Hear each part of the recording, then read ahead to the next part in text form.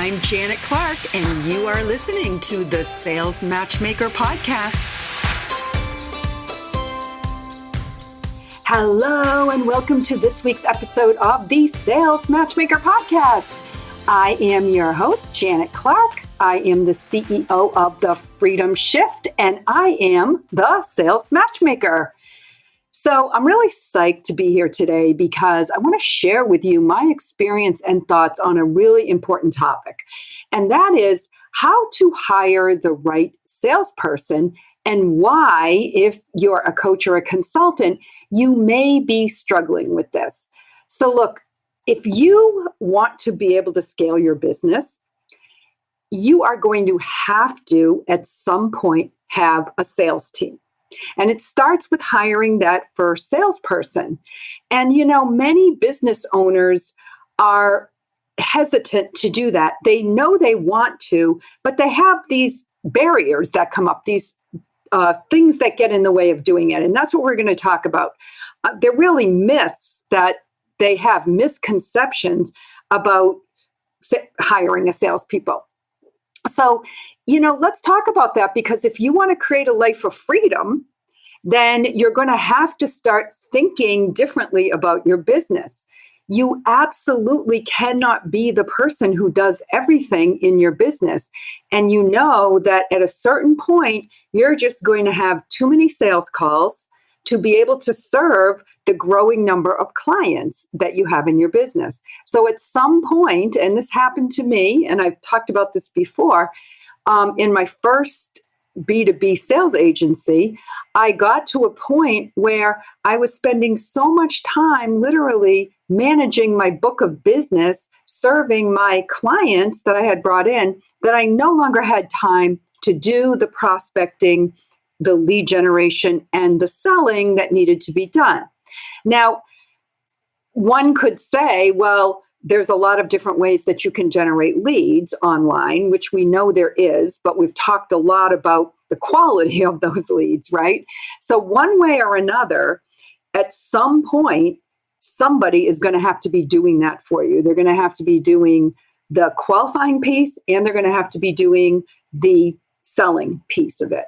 So let's talk about this, and let me know if any of this resonates with you as a coach or a consultant. So I found that there's really three things that get in the way of the comfort level of being able to bring a salesperson on. The first one is that there are a lot of people who don't believe that anyone else can sell their programs.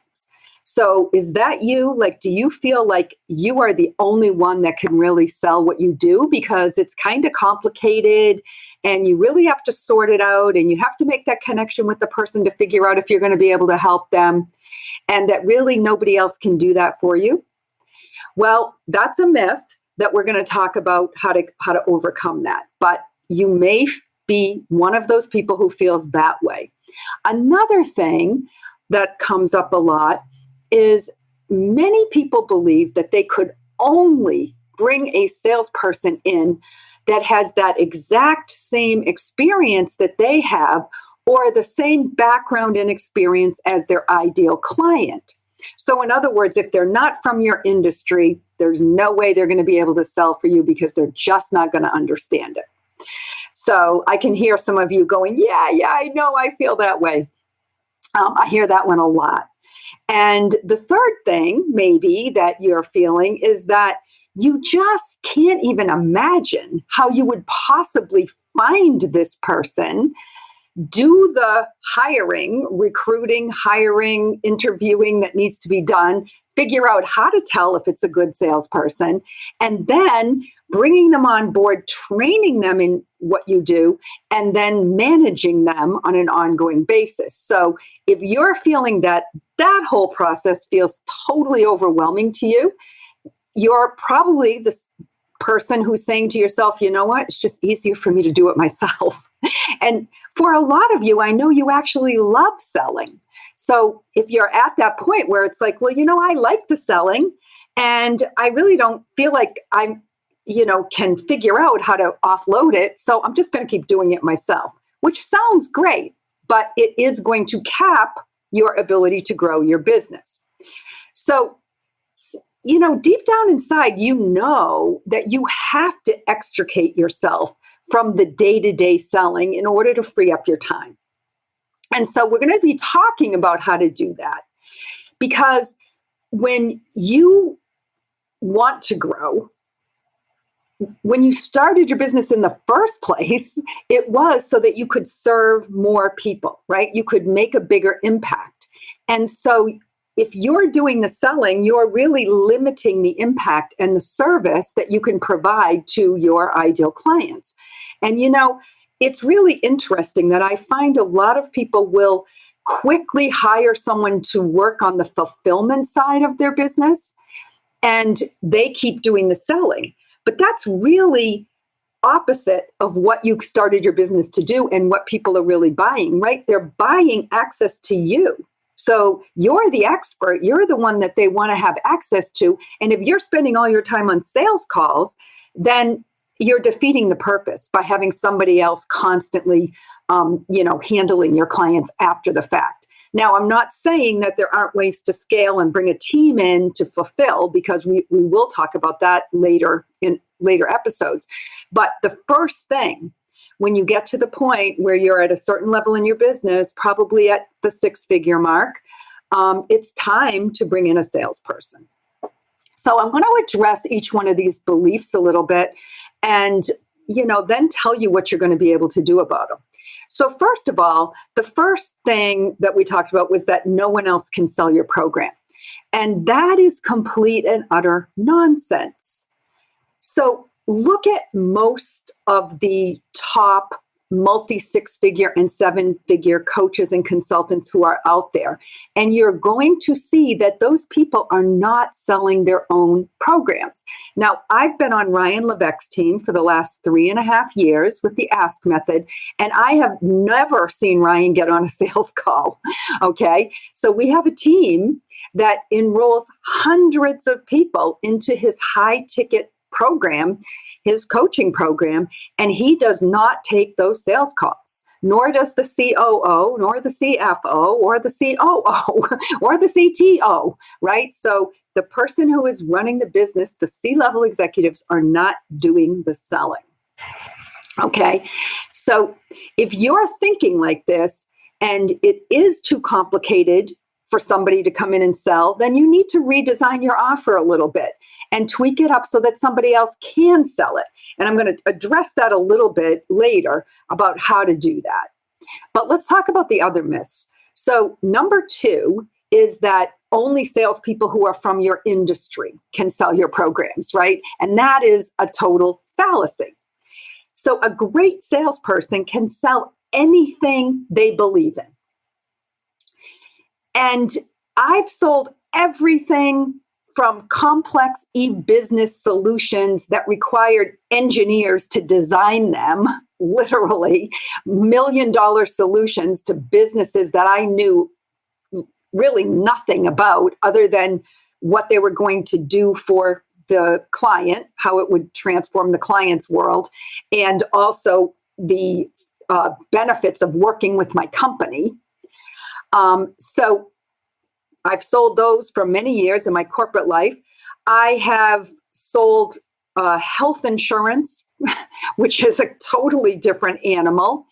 And all I did to become qualified or certified to do that was spend 40 hours studying and take an exam, right? So it wasn't something I was an expert at. I sold IT certification programs. I am the least technical person that you would ever meet, but I was selling these Cisco certification programs, no problem. And I have sold all kinds of high ticket coaching and consulting programs. I've sold physical products, like phone systems. I've sold intangible coaching programs. From health coaching to relationship coaching to spiritual training programs, all kinds of tech solutions. I sold Girl Scout cookies. I mean, hey, if you can sell, you can sell. So all it takes for a good salesperson is a conviction that your product works, and the willingness to gain some product knowledge and a genuine desire to enroll the right people into your program. And that is all totally possible when you approach it the right way. Now, the third myth is that it's easier to keep doing the sales yourself because it's too much work to recruit, hire, train, and manage a salesperson. And I'm here to tell you that there are people that can help you with that, right? It can be done.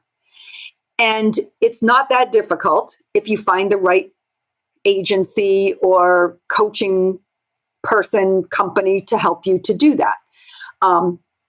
I'll plug myself right here. That's what we do at the Sales Map program, right? In the Sales Matchmaker, we match salespeople. So, and it's more than just matching the salespeople, but it's really, like I said earlier, helping you with your offer as well. So I want to give you some things to really evaluate how you can evaluate a salesperson, because this is really important as you're thinking about this for your own business.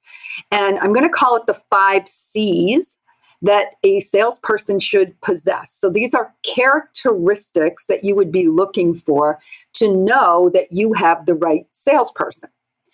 And the first one is confidence. Now, this is absolutely required for somebody to be excellent at sales. A salesperson must know where they shine, that they are great at what they do, and that they have the gifts and talents, and they recognize that, and they're willing to share them. So if you speak to somebody who's a little wishy-washy or tell you they'll try or they like what you do and they'll give it a shot, if they don't have the confidence right away that you feel good about them, then they're not a good sales professional at this point, right? So it is so important for them to have this kind of confidence, because they have to have learned how to transform their own doubts, their own insecurities, their own negative self-talk, all these things we all have. And they have to have learned how to transform those things within themselves into self-confidence and forward momentum and positive energy. And when they have learned to do this for themselves, then they can help other people do it too. And I call that, when I talk to people, you can borrow my confidence. So when I'm talking to a prospect who's struggling to make a decision and I feel confident in myself, I can help them to feel confident in themselves so that they're going to be able to take this leap of faith.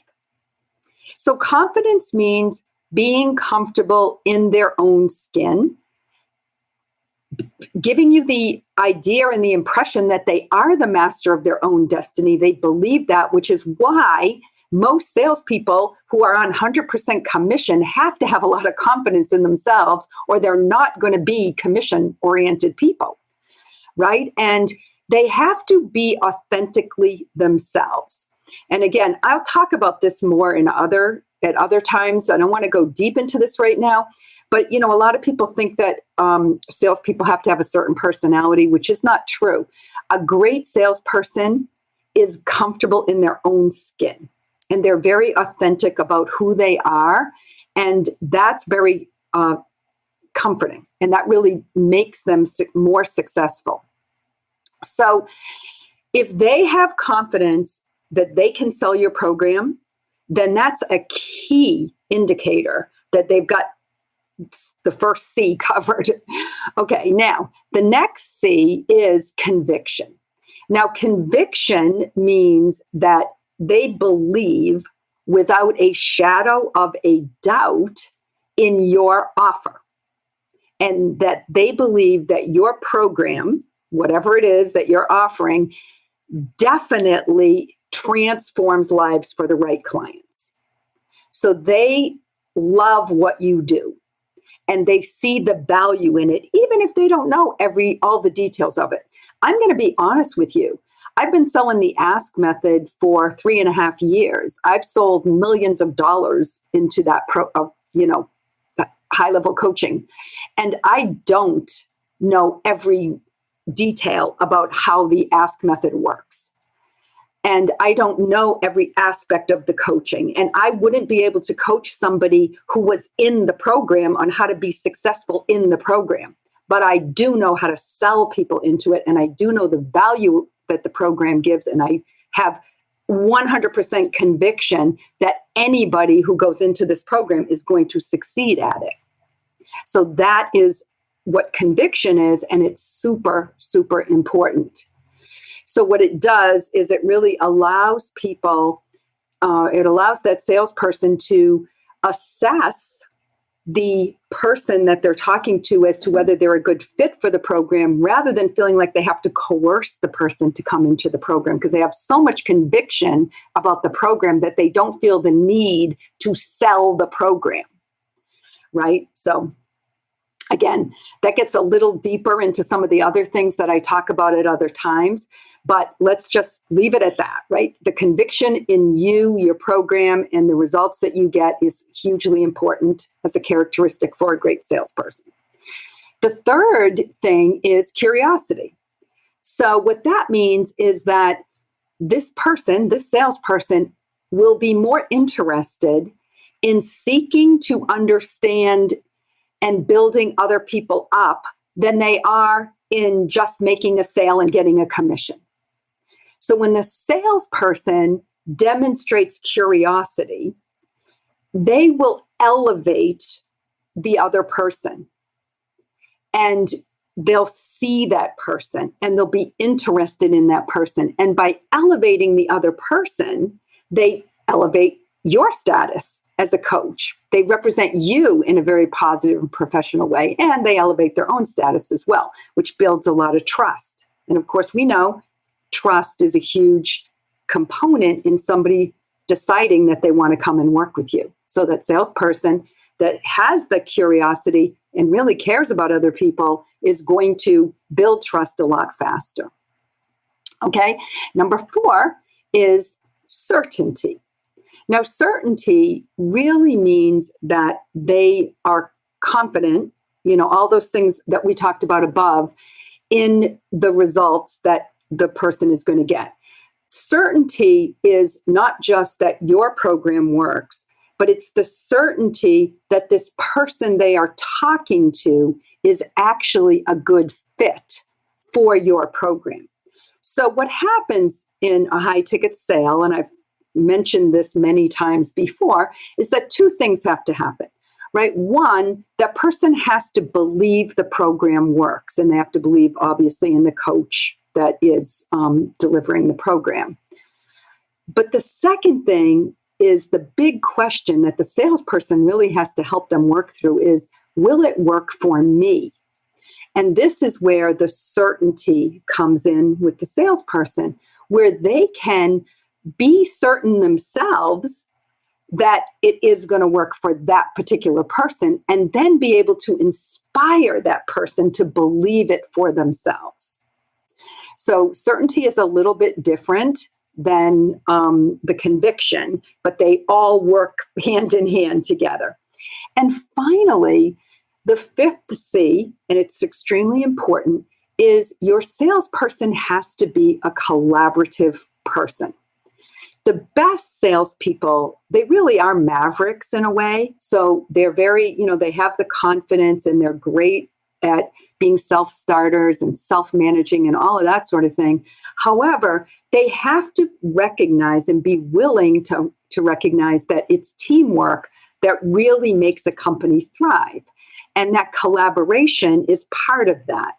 And so you really want somebody who enjoys the camaraderie, right? You want them to fit well into your community. You want them to become a valuable member of your team. They're not an outsider that's just doing enrollments, right? They're literally part of the team. So again, I'll kind of refer to myself. I mean, I do the selling for the Ask method. I don't work within the company all year long. I do enrollments at certain times of the year. However, I am part of their communication system all year. I know everything that's going on, all the successes, all the wins, all of the conversation that's going on within the coaching team, so that I know when people are hitting new milestones, making successes. I can follow the people that I enroll in the program. I'm part of the community. So that's really important, even though I'm not technically working in the company. So that's going to be something that you're going to want for your salesperson. And you want that person, that collaboration, to extend to a really good communication process where they're showing up for your sales team meetings, where they're feeding back the information that they're getting from people that they're speaking to, where they're constantly looking for continuous improvement within your process, within themselves, and within the ability that they have to generate revenue for you, because that's why you have a salesperson. So look, if you start thinking differently about what it would be like to actually bring on a good salesperson, and you can find somebody that has these 5 characteristics, you will be able to get somebody who can do a really credible job for you and get you the freedom to step out of that day-to-day selling. So any good salesperson who loves your program, can resonate with what you do, that has these characteristics, is going to be able to sell your program. I guarantee that. And there are a few things maybe that you're going to need to do that I talked about earlier. One of those is you're going to have to really make sure that you have a really irresistible offer, something that's really compelling that people will want to buy, and that you have a targeted client. Like, you know who your ideal client is and what those characteristics of an ideal client are. And then your salespeople will be able to qualify and make sure you are getting the right clients into your program. And again, I'm always happy to chat about that and help with that. We continue to improve our own sales map. Sales map is the Sales Momentum Accelerator program that I do in conjunction with my partner, Tobin Slavin. We're actually bringing on another partner into this program, which I'll talk about in a few weeks coming up, because we're making some great enhancements. But the bottom line is that what we do is we match salespeople, and we teach those salespeople how to do the prospecting on LinkedIn and how to nurture and cultivate relationships on your behalf. So we are always bringing new salespeople into our High Ticket Sales Alliance so that we can match them up with our clients who come through SalesMap. And we're always working with our salespeople to build these characteristics. Now, we look for people with those characteristics, but we're also working with them and mentoring them and getting them stronger in that. It's really important. But anyway, back to you. Key is having the right offer. And the second thing is having the right targeted client. Now, I am a huge believer that most people are way too broad in their niche. They haven't niched down. So next week, I'm going to be doing the podcast, and it's going to be all about how to niche down, how to really develop the right niche, so that you know exactly how to find your right clients, where they're hanging out, how to talk to those people. And we can codify that so that a salesperson can do the exact same thing. Because once you get really clear on that, that is then duplicatable. So make sure that you tune in next week, and we will be having another awesome episode of the Sales Matchmaker podcast. And until then, happy selling.